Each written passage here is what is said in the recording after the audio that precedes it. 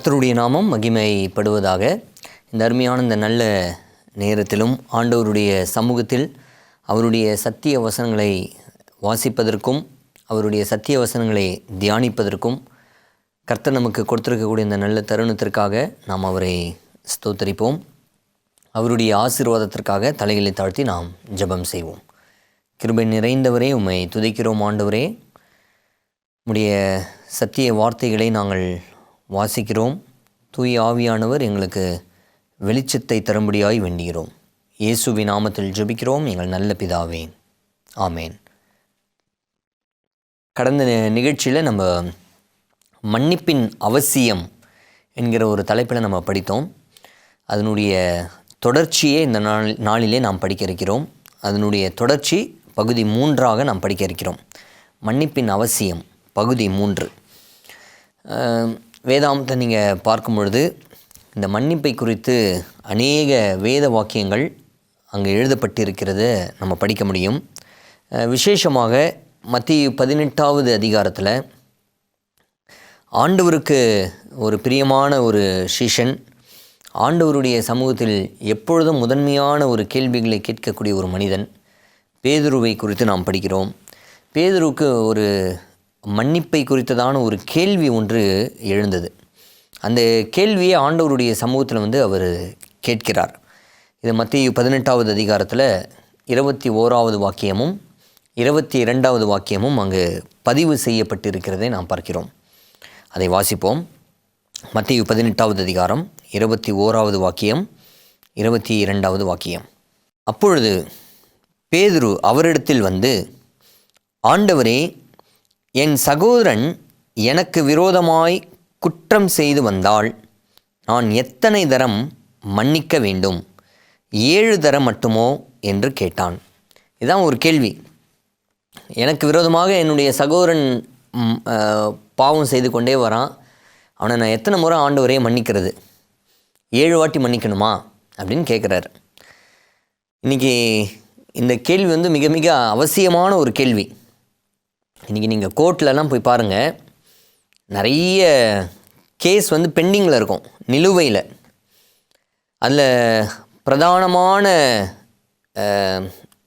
Case என்ன அப்படின்னு நீங்கள் பார்த்தீங்கன்னா, இந்த சொத்து பிரச்சனை தான் நிறைய இருக்கும். டிவோர்ஸ் ஒரு பிரச்சனை இருக்கும். நீங்கள் அதுக்கு ஈக்குவலாக நீங்கள் பார்க்கக்கூடியது என்ன பார்த்தீங்கன்னா, இந்த சொத்து பிரச்சனையை நீங்கள் பார்க்கலாம். என்ன சொத்து பிரச்சனை? ஒரு தாய் வயிற்று பிள்ளைங்க தான், அண்ணனுக்கும் தம்பிக்கும் சண்டை இருக்கிறத பார்க்கலாம். அல்லது அண்ணனுக்கும் தங்கச்சிக்கு அல்லது அக்காவுக்கு, இல்லை 2 அக்கா தங்கச்சிக்கு, இது மாதிரி ஏதாவது பிரச்சனைகள், சொத்து பிரச்சனையை நீங்கள் பார்க்க முடியும். ஏன் அப்படின்னு நீங்கள் பார்த்தீங்கன்னா, சகோதரனை அல்லது சகோதரியை மன்னிக்காததனுடைய விளைவு எங்கே பார்க்கலான்னா அந்த கோர்ட்டில் நீங்கள் பார்க்க முடியும். இங்கே பேதுரு ஒரு கேள்வி கேட்குறாரு.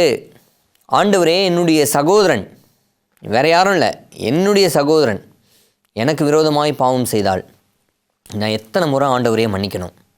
7 முறையா அப்படின்னு. கிறிஸ்தவ மார்க்கம் என்பது என்ன தெரியுங்களா? ஒரு மன்னிப்பின் மார்க்கம் தான் கிறிஸ்தவ மார்க்கம். மன்னிக்கக்கூடியவர்கள் தான் கிறிஸ்தவர்கள்.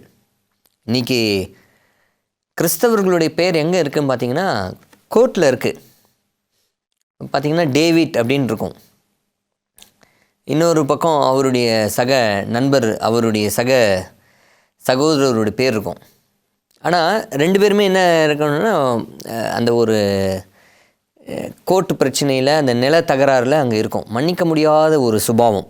கிறிஸ்தவ குணம் அப்படின்னு நீங்கள் பார்த்தீங்கன்னா, அது மன்னிக்கிறது அப்படின்றத நம்ம மறந்துடக்கூடாது. வேதாகமத்தில் நம்ம படித்து கொண்டிருக்கும் பொழுது மத்தேயு 18வது அதிகாரம் 21வது வாக்கியத்தில் பேதுரு சொன்னது போல், அப்பொழுது பேதுரு அவரிடத்தில் வந்து, ஆண்டவரே, என் சகோதரன் எனக்கு விரோதமாய் குற்றம் செய்து வந்தால் நான் எத்தனை தரம் மன்னிக்க வேண்டும்? 7 தரம் மட்டுமோ என்று கேட்டான். ஆண்டவராக இயேசுவானவர் சொன்ன பதில் ரொம்ப ஆச்சரியத்தை தருகிறது. 22வது வாக்கியம். அதற்கு இயேசு, 7 தரம் மாத்திரம் அல்ல, 70 தரம் மட்டும் என்று உனக்கு சொல்லுகிறேன். ஆண்டவர் பாருங்கள் எவ்வளவு நேர்த்தியான ஒரு பதிலை சொல்லியிருக்கிறார் பாருங்கள். நீ 7 முறை மட்டும் இல்லைப்பா, 70 முறை அப்படின்னு. பொதுவாகவே யூதர்களுடைய கணக்கீடில் 7 என்பது வந்து ஒரு பூரணத்தை குறிப்பிடும், பெர்ஃபெக்ட். அந்த பெர்ஃபெக்ட்னஸை வந்து 7 அப்படின்ற ஒரு வார்த்தை வந்து குறிக்கும். நீ வந்து பூரணமாக எண்ணற்ற முறையில், அளவற்ற முறையில் நீ வந்து மன்னிக்க பழகிக்கொள்ள வேண்டும் அப்படின்றத ஆண்டவர் வந்து சொல்கிறார். அது சொன்ன பிற்பாடு ஆண்டவர் வந்து ஒரு ஓமையை ஆண்டவர் சொல்கிறார், ஒரு கதையை சொல்கிறார். இந்த கதை வந்து ஒரு நீண்ட வாக்கியங்களை கொண்டது. ஒருவேளை உங்களுக்கு வாய்ப்பு கிடைக்கும் என்றால் அதை வந்து நீங்கள் ஓய்வான நேரத்தில் அதை நீங்கள் வாசித்து பாருங்கள். மத்தேயு 18வது அதிகாரத்தில் 23வது வாக்கியத்திலிருந்து 35வது வாக்கியம் வரைக்கும் அந்த வாக்கியங்கள் சொல்லப்பட்டிருக்கும். அதை நான் ஜஸ்ட் நட்ஷலாக உங்களுக்கு சுருக்கமாக சொல்ல வேண்டும் என்று சொல்லி விரும்புகிறேன். ஒரு ராஜாவுக்கு ஒரு மனிதன் கடன் பட்டிருப்பான். 10,000 தாளந்துகள் கடன் பட்டதாக நம்ம வேதாகமத்தில் நம்ம பார்க்கலாம். 10,000 தாளந்துகள் கடன் பட்டவனாக ஒரு மனிதன் இருந்தான். ராஜா என்ன பண்ணுறாரு அப்படின்னு பார்த்தீங்கன்னா, அந்த பணத்தை கேட்குறார், 10,000 தாளந்தை கேட்குறார். ஆனால் இவன் என்ன செய்கிறான் அப்படின்னா, அந்த 10,000 தாளந்து கொடுப்பதற்கு எனக்கு திராணி இல்லை, சற்று பொறுமையாயிரும், நான் கொடுக்குறேன் அப்படின்னு சொல்லி கெஞ்சி கேட்குறான். உடனே அந்த ராஜா என்ன பண்ணுறாருன்னா, சரி அந்த ஊழியக்காரனை நம்ம மன்னிப்போம் அப்படின்னு சொல்லிட்டு ஊழியக்காரனை என்ன பண்ணுறாருன்னா மன்னிக்கிறார்.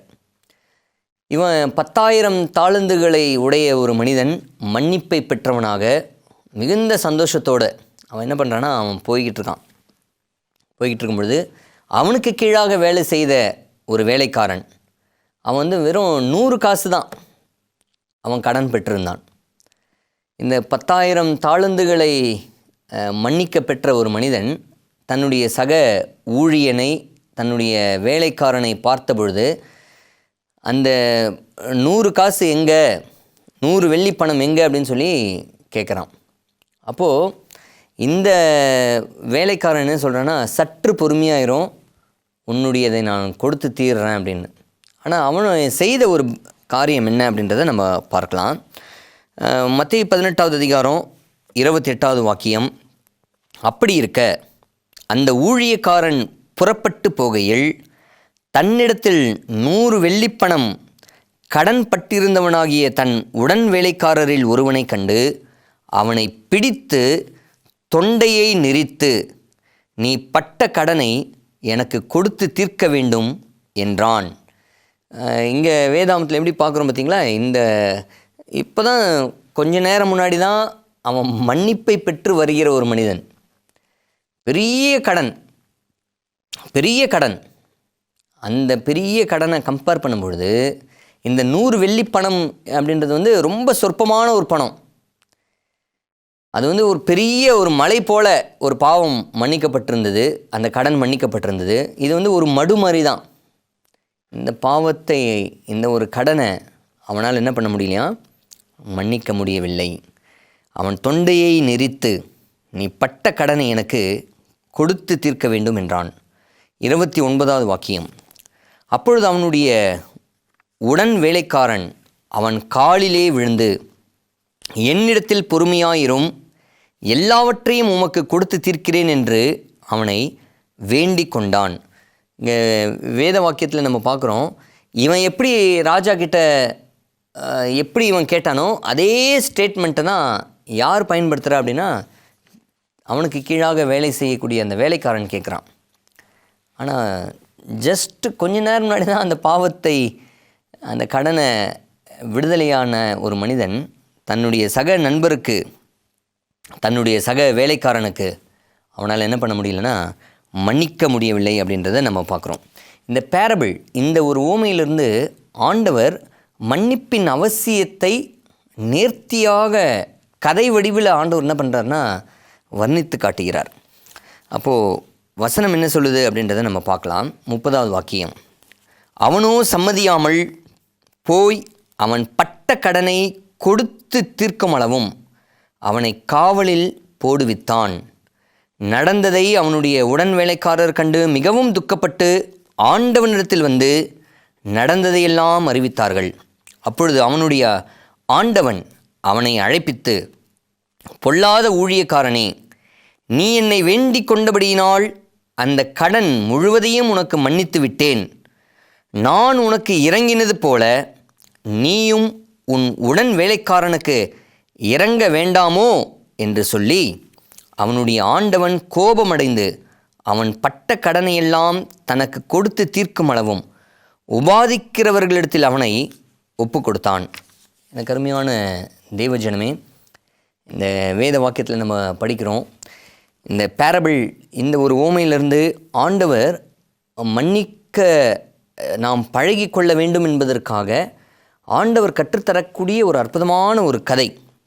இந்த ஸ்பிரிட் ஆஃப் டெண்டர்னஸ், பிறன் மேல் நீங்களும் நானும் அந்த இலகிய மனப்பான்மையோடு நடக்க வேண்டும் என்பதற்காகவும் பிறனிடத்தில் மனதுருக்கத்தை காண்பிக்க வேண்டும் என்பதற்காகவும் ஆண்டவர் இந்த ஒரு கதையை ஆண்டவர் சொல்லி கொடுத்துருக்கிறார். நீங்கள் ஆண்டவரனுடைய வாழ்க்கையை பாருங்களேன். இயேசுவானவர் அவருடைய உயிரையே உங்களுக்கும் எனக்கும் கொடுத்துருக்கிறார்.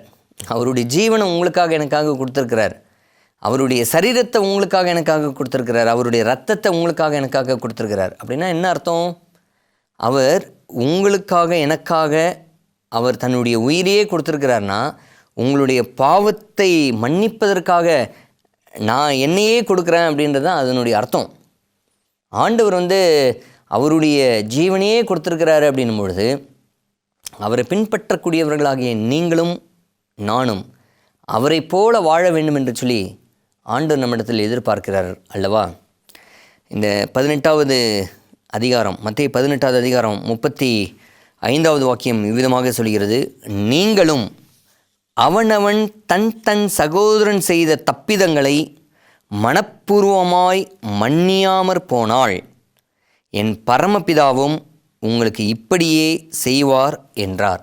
அப்போது இந்த வேத வாக்கியத்தின் அடிப்படையில் நாம் கற்றுக்கொள்ளக்கூடிய பாடம் என்ன அப்படின்னா, ஆண்டவர் பரமபிதா நம்மக்கிட்ட என்ன எதிர்பார்க்குறாருன்னா, பிறனை மன்னிக்க வேண்டும் என்கிற ஒரு குணாதிசயத்தை நம்மிடம் எதிர்பார்க்கிறார் அப்படின்றத நம்ம மறந்துடக்கூடாது. இந்த பேரபிளில் அப்போ தான் ரீசண்டாக 1 வருடமோ அல்லது 10 வருடமோ ஆகலை, ஃபியூ மினிட்ஸ் தான் இருக்குது. சில நிமிடங்களுக்கு முன்பதாக மன்னிப்பை பெற்ற ஒரு மனிதன், ஆனால் தன்னுடைய சக வேலைக்காரனுக்கு அவனால் என்ன பண்ண முடியலன்னா மன்னிக்க முடியல. இன்றைக்கி அநேக கிறிஸ்தவ சமுதாயம், அநேக கிறிஸ்தவர்களுடைய வாழ்க்கையில் இப்படிப்பட்ட பிரச்சனைகள் இருக்கிறத நம்ம பார்க்குறோம். அதனால தான் நான் முன்னாடி சொன்னது போல் இந்த கோர்ட்டு கேஸ் ஏன் அப்படி இருக்குது அப்படின்னா, மன்னிக்க முடியல, அந்த மன்னிக்கிற அனுபவம் இல்லை. 7-70 வாட்டி தான் ஆண்டவர் சொல்கிறாரு, 7-70 வாட்டி நீ மன்னி அப்படின்றாரு. நம்ம என்ன பண்ணுறோன்னா 7 வாட்டி மட்டும்தான் மன்னிக்கிறோம். சில நேரத்தில் அது கூட மன்னிப்பு கொடுக்கறதில்ல. ஆண்டவர் சொல்கிறாரு, நீ பூரணமாக உன்னுடைய சகோதரனையோ உன்னுடைய சகோதரியையோ நீ மன்னி. இதனால் நம்ம மன்னிக்கிறதுனால சலுகை சீட்டை கொடுக்குறோம் அப்படின்ற அர்த்தம் கிடையாது. சில பேர் நினைக்கிறாங்க மன்னிக்கிறதுனால இது மறுபடியும் பாவத்தில் விழுறதுக்கு வாய்ப்பு இருக்குது அப்படின்னு. அல்ல, நீ பாவத்திலிருந்து மெய்யாகவே நீ ஆண்டவருடைய சமூகத்தில் வர வேண்டும் என்பதற்காக தான் ஆண்டவர் என்ன பண்ணுறாருன்னா மன்னிப்பை ஆண்டவர் கற்றுத்தருகிறார். இதில் பொறுமையாய் இருக்க வேண்டும், பொறுமையாக ஆண்டவரே என் மேலே பொறுமையாக இருங்க அப்படின்னு என் மேலே மன்னிப்பு கொடுங்க, எனக்கு கொஞ்சம் இரக்கம் பாராட்டுங்க அப்படின்றது இந்த கதையிலிருந்து நாம் படிக்கக்கூடிய ஒரு பாடம். இன்றைக்கி நம்ம நோக்கி யாராவது இப்படி என் மேலே பொறுமையாக இருங்க அப்படின்னு சொல்லி கதறி நம்மக்கிட்ட கேட்பார்கள் என்றால், நீங்களும் நானும் பிறனை மன்னிக்க பழகி கொள்ள வேண்டும். கிறிஸ்து உங்களுக்கு மன்னித்தது போல அவர்களை நீங்கள் மன்னிக்க பழகி கொள்ள வேண்டும். இப்போது நம்ம செய்கிற வேலை என்ன அப்படின்னு பார்த்தீங்கன்னா, ஆண்டவர் நம்மக்கிட்ட என்ன எதிர்பார்க்குறாரு? பிறனை மன்னிக்கணும், இதுதான் ஆண்டவர் எதிர்பார்க்குறாரு. ஆனால் அதுக்கு அடுத்த ஒரு ஸ்டெப்பு ஒன்று இருக்குது. என்ன அப்படின்னு பார்த்தீங்கன்னா, மன்னிக்கிறதுக்கு பதிலாக பழி வாங்கக்கூடிய ஒரு சூழல். ஆண்டவர் சொல்கிறாரு நீ மன்னி அப்படின்றாரு. நம்ம என்ன செய்கிறோம் அப்படின்னா மன்னிக்க மாட்டோம், அடுத்த கட்டத்துக்கு நம்ம போயிடுறோம். என்னது? பழி வாங்கிறது. ஆண்டவர் சொல்கிறாரு பழி வாங்கிறது உன்னுடைய வேலை அல்ல, பழி வாங்குதல் எனக்குரியது அப்படின்னு ஆண்டவர் சொல்கிறார். ஆனால் நம்ம என்ன செய்கிறோம் அப்படின்னு பார்த்தீங்கன்னா, ஆண்டவர் சொல்கிறாரு மன்னி, நான் பழி வாங்குறேன் அப்படின்னு ஆண்டவர் சொல்கிறார். நம்ம என்ன சொல்கிறோம், ஆண்டவரே என்னால் மன்னிக்க முடியாது, ஆனால் நான் பழி வாங்குறேன் அப்படின்னு நம்ம நினைக்கிறோம். ஆண்டவர் சொல்கிறார் வேதாகமத்தில், ரோமர் 12வது அதிகாரம் 19வது வாக்கியத்தில் நம்ம வாசிக்கலாம். பிரியமானவர்களே, பழி வாங்குதல் எனக்குரியது, நானே பதில் செய்வேன் என்று கர்த்தர் சொல்கிறார். பழி வாங்குதல் எனக்குரியது, நானே பதில் செய்வேன் என்று கர்த்தர் சொல்கிறார் என்று எழுதியிருக்கிறபடியால் நீங்கள் பழி வாங்காமல் கோபாக்கினைக்கு இடம் கொடுங்கள். ஆண்டவர் வேதாகமத்தில் ரொம்ப அழகாக சொல்கிறாரு, பழி வாங்குதல் எனக்குரியது அப்படின்னு ஆண்டவர் சொல்கிறார். அப்படின்னு வேதாகமத்தில் எழுதியிருக்கிறபடியால் அப்படின்னு நம்ம வசனத்தில் வாசிக்கிறோம்ல, எங்கே எழுதியிருக்கு அப்படின்னு பார்த்திங்கன்னா, உபாகமம் 32வது அதிகாரத்தில் 35வது வாக்கியத்தை நம்ம வாசித்து பார்க்கும்பொழுது, உபாகமம் 32:35, பழி வாங்குவதும் பதிலளிப்பதும் எனக்கு உரியது, ஏற்ற காலத்தில் அவர்களுடைய கால் தள்ளாடும், அவர்களுடைய ஆபத்து நாள் சமீபமாயிருக்கிறது, அவர்களுக்கு நேரிடும் காரியங்கள் தீவிரித்து வரும். வேதாகமத்தில் என்ன வாசிக்கிறோம் அப்படின்னா, இந்த பழி வாங்கக்கூடிய ஒரு விஷயம், இதை யார் தான் செய்வாங்க அப்படின்னா ஆண்டவர் தான் செய்யணுமா. ஆண்டவர் சொல்கிறாரு, நீங்கள் பிறனை மன்னிங்க, பழி வாங்கிறத என்கிட்ட விடுங்க அப்படின்னு ஆண்டவர் சொல்கிறார். அநேக முறை நாம் மன்னிப்பதற்கு மனமில்லாமல் பழி வாங்கக்கூடிய ஒரு அனுபவத்திற்குள்ளாக நாம் கடந்து செல்கிறோம். பழி வாங்கிறது எந்த விதத்தில் பழி வாங்குகிறோம், எப்படியெல்லாம் பழி வாங்குகிறோம்?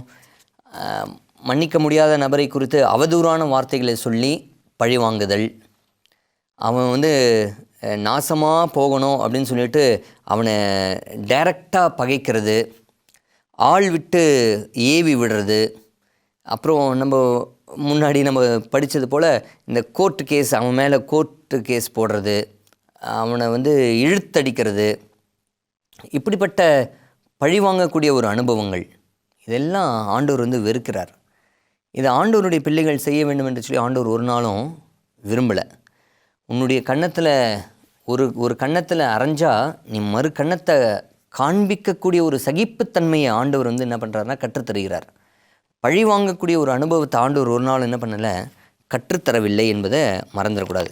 வேதாகமத்தில் இன்னொரு வாக்கியத்தை நான் வாசிக்கிறேன். ஏசாயா 11வது அதிகாரம் 13வது வாக்கியத்தை வாசிக்கும் பொழுது, எப்பிராயிமின் பொறாமை நீங்கும், யூதாவின் சத்துருக்கள் சங்கரிக்கப்படுவார்கள். எப்பிராயிம் யூதாவின் மேல் பொறாமையாயிரான், யூதா எப்பிராயிமை துன்பப்படுத்தான். எவ்வளோ ஒரு தீர்க்க தரிசனமாக ஆண்டவர் இந்த வார்த்தையை கொடுக்குறார் பாருங்கள். ஆண்டவருடைய பிள்ளைகள் எப்படி இருக்கணும் அப்படின்னா, ஒரு காலத்தில் எப்படி இருந்தாங்க அப்படின்னா பொறாமைப்படுகிறவர்களாக இருந்தாங்க, ஒரு காலத்தில் சங்கரிக்கக்கூடியவர்களாக இருந்தாங்க, ஒரு காலத்தில் பொறாமையின் மேலே பொறாமை அடையவர்களாக இருந்தாங்க, ஒரு காலத்தில் துன்பப்படுத்துகிறவர்களாக இருந்தாங்க. ஆனால் ஆண்டவர் சொல்லுகிற வாக்கியங்கள் எல்லாம் கேட்டு அதன்படி நடக்கிற பிள்ளைகள் அப்புறம் எப்படி மாறுறாங்க அப்படின்றதுக்கு தான் இந்த வாக்கியம் ரொம்ப முக்கியம். இப்போ நம்ம வாசித்தோம் பார்த்தீங்களா, ஏசாயா 11வது அதிகாரம் 13வது வாக்கியம், எப்பிராயிமின் பொறாமை நீங்கும், யூதாவின் சத்துருக்கள் சங்கரிக்கப்படுவார்கள். எப்பிராயிமின் யூதாவின் மேல் பொறாமையாயிரான், யூதா எப்பிராயிமை துன்பப்படுத்தான். ஒருவேளை உன்னுடைய நண்பனுக்கோ அல்லது உன்னுடைய சகோதரனுக்கோ அல்லது உன்னுடைய சகோதரிக்கோ ஒருவேளை நீ தீங்கு செய்திருப்பாயானால், இனிமேல் அந்த தீங்கிலிருந்து நீ மீண்டு வர வேண்டும் என்று சொல்லி ஆண்டவர் அழைக்கிறார். ஒருவேளை உன்னுடைய சகோதரனுக்கு விரோதமாக நீ ஒருவேளை கோர்ட்டில் கேஸ் போட்டிருப்பீங்க அப்படின்னா, ஆண்டவருடைய சமூகத்தில் நீங்கள் உங்களை அர்ப்பணம் செய்யுங்க. அந்த சகோதரன் யார்? உன்னுடைய சகோதரன் அல்லவா? அந்த சகோதரி யார்? உன்னுடைய சகோதரி அல்லவா? ஒரு தாய் வயிற்று பிள்ளைகள் அல்லவா நீங்கள்லாம்? அப்படி ஆண்டவர் அதை தான் எதிர்பார்க்குறாராம். கிறிஸ்தவர்கள் அப்படி தான் இருக்கணுமா? ஆண்டவர் அதை ஒரு நாளும் விரும்பலையே. ஆண்டவருக்காக ஏன் நீங்கள் அதை ஒரு விட்டு கொடுக்கக்கூடாது? ஆண்டவருடைய சமூகத்தில் அதை விட்டு கொடுத்து பாருங்களேன். ஆண்டவர் உங்களை எப்படி ஆசீர்வதிக்கிறாரு அப்படின்றத நீங்கள் பார்க்க முடியும். இதுதான் பரமபிதா நம்மக்கிட்ட எதிர்பார்க்குறாரு. பிறனை மன்னிக்கணும், பிறன் மேலே அன்பாக இருக்கணும். இதுதான் ஆண்டவர் எதிர்பார்க்குறார். நம்ம கடந்த நிகழ்ச்சியில் நம்ம வாசித்தோம், ஞாபகம் இருக்குங்களா? அந்த சிலுவையில் ஆண்டவர் தனக்கு விரோதமாய் பாவம் செய்தவர்களையும் ஆண்டவர் என்ன பண்ணாரோ, அந்த சிலுவையில் அவர்களுக்காக மன்னிப்பு கேட்டாராம். ஆண்டவரே, இவங்களெல்லாம் மன்னியுங்க, ஆண்டவரே இவங்களெல்லாம் மன்னியுங்க. அங்கேயும் ஒரு பரிந்து பேசுகிற ஒரு ஜெபத்தை ஆண்டவர் ஏறெடுக்கிறார். அவரை பின்பற்றுகிறவர்கள் அவரை போலவே இருப்பார்கள். வேதாகமத்தில் நீங்கள் அப்போஸ்தலர் 7வது அதிகாரத்தை நீங்கள் வாசித்து பார்த்தீங்கன்னா, அங்கே ஸ்தேவானை குறித்து நம்ம படிக்க முடியும். ஸ்தேவானை கல்லெறிந்து கொள்கிறாங்க. கல்லெறிந்து கொள்ளக்கூடிய அந்த நேரத்தில் அவன் முழங்கார் படியிட்டு, பிதாவே இவர்களை மன்னியும் அப்படின்னு சொல்லி அவர் ஜெபம் செய்தாராம். அப்போது இயேசுவானவர் வாழ்ந்ததைப் போலவே ஒரு மனிதர் வாழ முடியும் அப்படின்றதுக்கு இது ஒரு சான்று. இன்றைக்கி அவரை பின்பற்றுகிறவர்கள் அவருடைய பலத்தை கொண்டு நீங்களும் நானும் அப்படி வாழ முடியும் என்பதற்கு வேதாகமம் சான்று தருகிறது. இந்த நாளில் நல்ல ஒரு தீர்மானத்தை நீங்கள் எடுப்பீங்களா? மன்னிப்பின் அவசியம் எவ்வளவு முக்கியம் அப்படின்றத நீங்கள் புரிந்து கொண்டீர்களா?